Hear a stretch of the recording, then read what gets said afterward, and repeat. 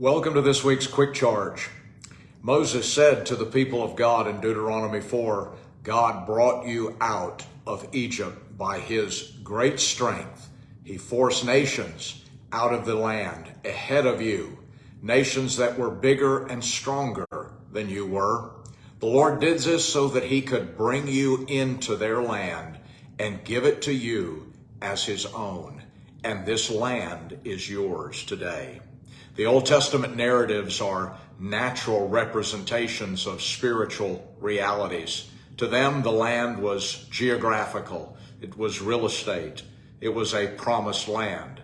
To us, the land is much more, and it is much greater. The land to us is a promised life, a life of fullness, designed and arranged by God. It's our own unique and special inheritance.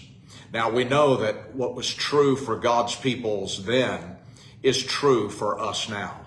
What was true for their land is true for our life in God. So what is true now? Well, God has a place for me. The Bible says in Exodus 33, God said, there is a place by me. You must stand on the rock. Now, we know the understood part of that verse is, there is a place for you by me. God said, have I got a place for you?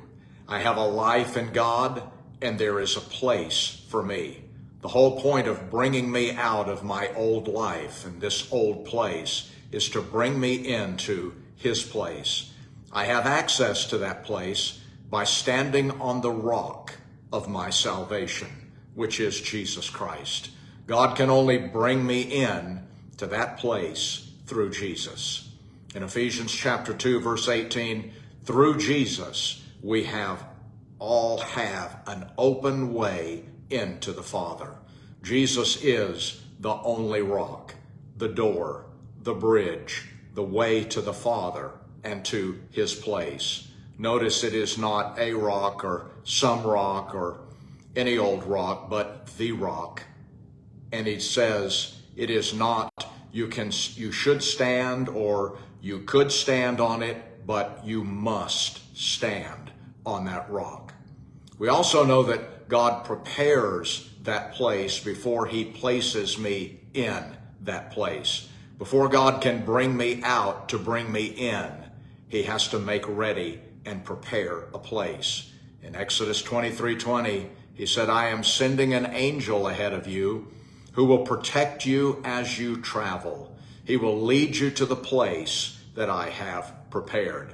Jesus said, I go to prepare a place for you, and then I will bring you to that place.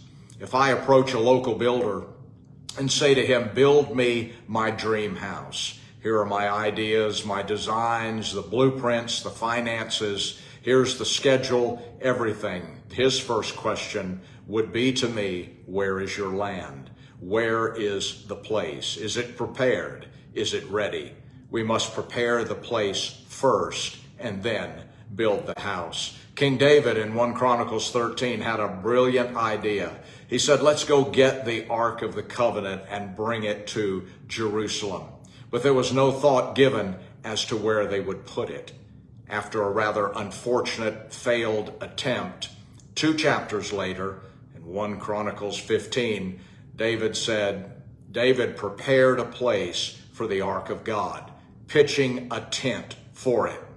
There is a foreordained life especially prepared for me by this loving God. He ordered my days before I even had days. Just as God prepared that land, he prepared my life before I was given life.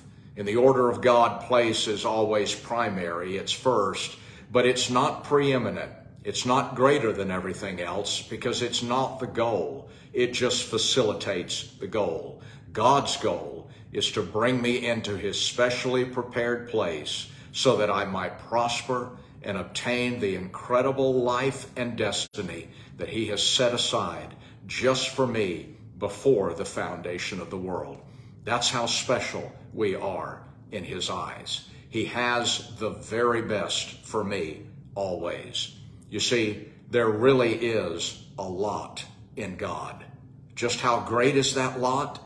Well, join me next week for part 2 of You Have a Lot in God. God bless.